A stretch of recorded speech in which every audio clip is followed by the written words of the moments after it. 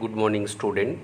আজকে আমরা ক্লাস 9 এবং ক্লাস 11-এর উদ্ভিদের যে জৈবনিক পদ্ধতি অর্থাৎ প্লান্ট ফিজিওলজি অংশের রেসপিরেশন বা সবাত শ্বসনের প্রাথমিক পর্যায় গ্লাইকোলাইসিস আলোচনা করব। দেখো, আজকে আমাদের পড়ার যে টপিক গ্লাইকোলাইসিস, প্রথমেই আসি যে গ্লাইকোলাইসিস শব্দটা এসছে গ্লাইকো এবং লাইসিস থেকে। গ্লাইকো মানে হচ্ছে গ্লুকোজ, লাইসিস মানে ভেঙে যাওয়া। তাহলে গ্লাইকোলাইসিস কথাটার অর্থ হচ্ছে গ্লুকোজের ব্রেকডাউন হওয়া। প্রত্যেকটা সজীব কোষের মধ্যে গ্লুকোজ গ্লাইকোলাইসিস পদ্ধতির মাধ্যমেই পাইরুভিক অ্যাসিডে পরিণত হয়, অর্থাৎ এটা সবাত শ্বসন বা অবাত শ্বসনের প্রাথমিক পর্যায় হিসেবে পরিগণিত হয়ে থাকে। মূলত প্রত্যেকটা সজীব কোষের সাইটোপ্লাজমের মধ্যেই গ্লাইকোলাইসিস সম্পন্ন হয়।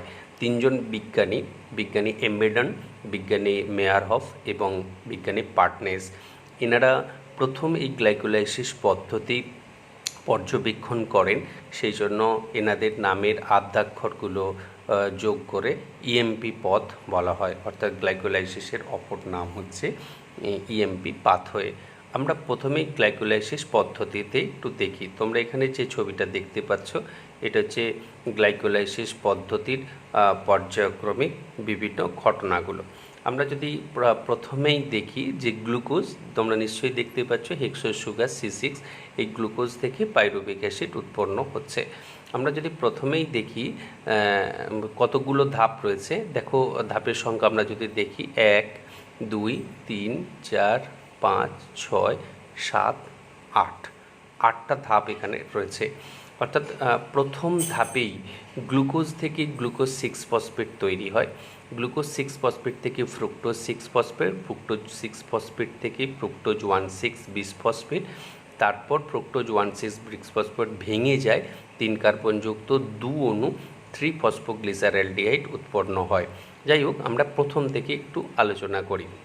এখানে এই যে প্রথম দুটো ধাপ তোমরা এখানে দেখতে পাচ্ছ, বাঁ দিকে লেখা রয়েছে শক্তি বিনিয়োগকারী পর্যায়।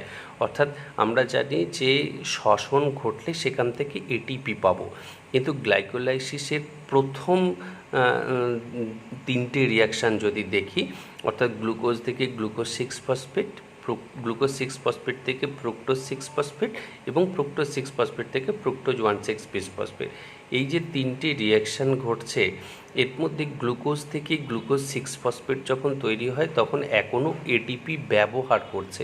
আমরা জানি শ্বসনে এটিপি উৎপন্ন হয়, কিন্তু দেখো এখানে এটিপি ব্যবহার হচ্ছে। আবার দেখো ফ্রুক্টোজ 6 ফসফেট থেকে ফ্রুক্টোজ 1,6 বিসফসফেট যখন তৈরি হচ্ছে, এখানেও কিন্তু এটিপি ব্যবহৃত হচ্ছে। এই যে এটিপি দুটো জায়গায় ব্যবহৃত হচ্ছে, অর্থাৎ শক্তিকে, এটিপি মানে শক্তি, তাকে ইউজ করছে, সেই জন্য এই পর্যায় দুটোর নাম দেওয়া হয়েছে শক্তি বিনিয়োগকারী পর্যায়। তাহলে আমরা যদি দেখি, এই জন্য এই 3টে রিয়াকশানে মূলত 1 নম্বর এবং 3 নম্বর রিয়াকশান দুটোকে আমরা নাম দিয়েছি যে শক্তি বিনিয়োগকারী পর্যায়। অর্থাৎ এই দুটোকে আমরা বলি প্রিপারেটরি ফেজ বা প্রিপারেটরি ফেজ বলে থাকি।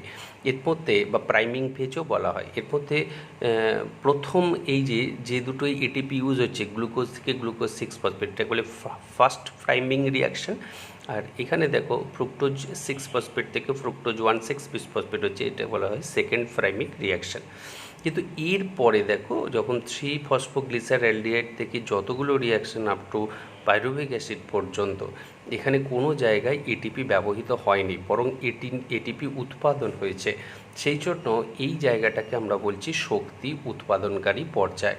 অর্থাৎ শক্তি বিনিয়োগকারী পর্যায় হচ্ছে গ্লুকোজ থেকে ফ্রুক্টোজ 1,6 বিসফসফেট পর্যন্ত, আর 3 ফসফোগ্লিসারেলডিহাইড থেকে আপ টু পাইরুভিক অ্যাসিড উৎপাদন পর্যন্ত যতগুলো রিয়াকশান ঘটছে, এগুলোকে আমরা বলছি শক্তি উৎপাদনকারী পর্যায় বা পে অফ ফেজ।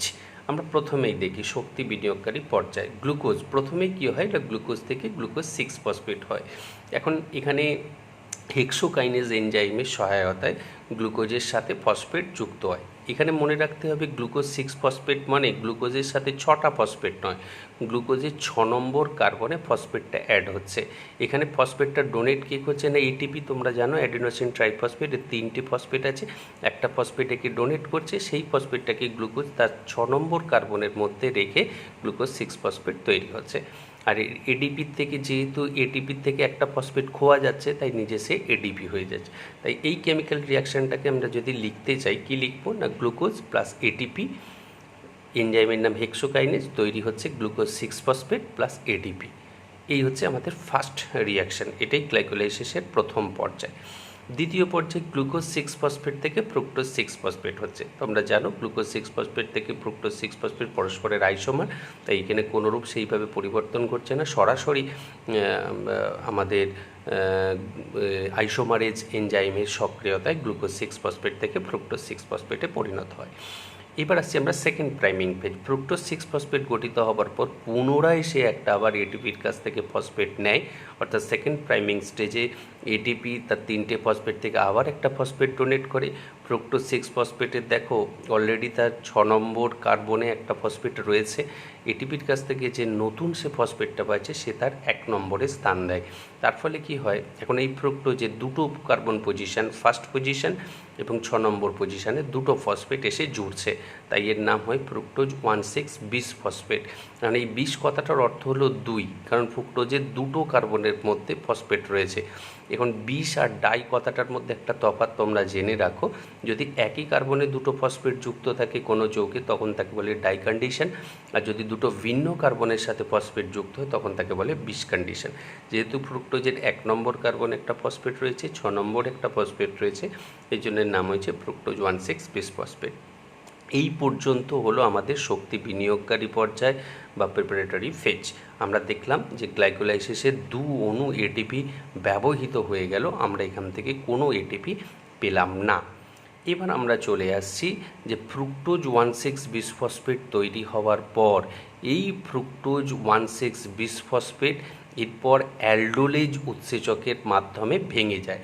আমরা দেখো এখানে দেখেছি 6 কার্বনযুক্ত অণু অর্থাৎ ফ্রুক্টোজ 1,6 বিশ ফসফেট অ্যালডোলেজ উৎসেচকের দ্বারা বিশ্লিষ্ট হয়ে 2 অণু 3 কার্বনযুক্ত PGAL অর্থাৎ ফসফোগ্লিসারঅ্যালডিহাইড উৎপন্ন করে।